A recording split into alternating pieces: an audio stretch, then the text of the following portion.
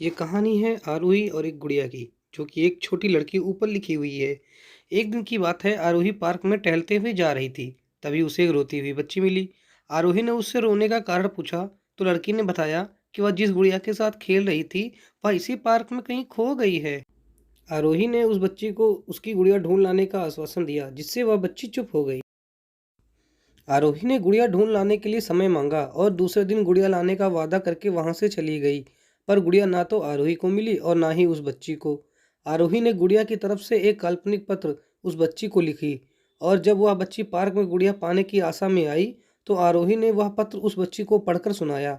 इस प्रकार था, कृपया रोना मत, मैं समय समय पर उस गुड़िया के बारे में तुम्हें लिखती रहूंगी, बस तुम रोना मत। अब आरोही रोज उस खोई हुई गुड़िया की तरफ से काल्पनिक पत्र लिखने लगी और लगभग रोज ही उस बच्ची को पढ़कर सुनाती थी, कि जो यात्रा का काल्पनिक वर्णन करता था। आरोही ने इस काल्पनिक रोचक वर्णन से उस बच्ची को रोने नहीं दिया।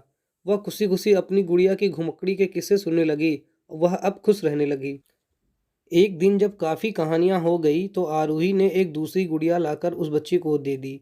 जाहिर है, वह गुड़िया बदली हुई थी। उस बच्ची को अपनी खोई हुई पुरानी गुड़िया जैसे नई लगी, तो वह आरोही की ओर देखने लगी। आरोही अनजान बनते हुए गुड़िया में चिपकी एक चिट्ठ को निकालकर पढ़ने लगी। उसमें लिखा हुआ था, यह मैं ही हूँ, तुम्हारी वाली गुड़िया जो पार्क में खो गई थी। दुनिया भर की लंबी यात्रा की वजह से मैं थोड़ी बदल गई हूँ।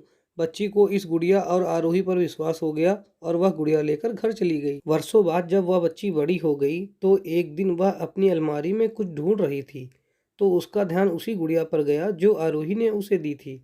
बचपन की बातें याद करके वह हंसने लगी। उसे अब समझ आ चुका था कि आरोही ने कैसे उसका मन रखा। उसने उस गुड़िया पर फिर प्यार आने लगा, उसे बड़े गौर से देखने लगी।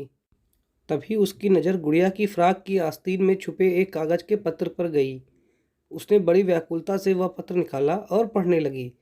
पत्र में संक्षेप में यह लिखा हुआ था, वह हर चीज़ जो तुमसे प्यार करती हो, कभी न कभी तुमसे खो जाएगी, और जो तुम्हारे पास होगी वही तुम्हारे लिए सच्चे रूप में बनी रहेगी। रूप भले ही भिन्न होगा, पर प्यार एकदम खालिश होगा। ऐसी ही रोचक कहानियाँ सुनने के लिए हमारे चैनल को सब्सक्राइब करके बेल आइकन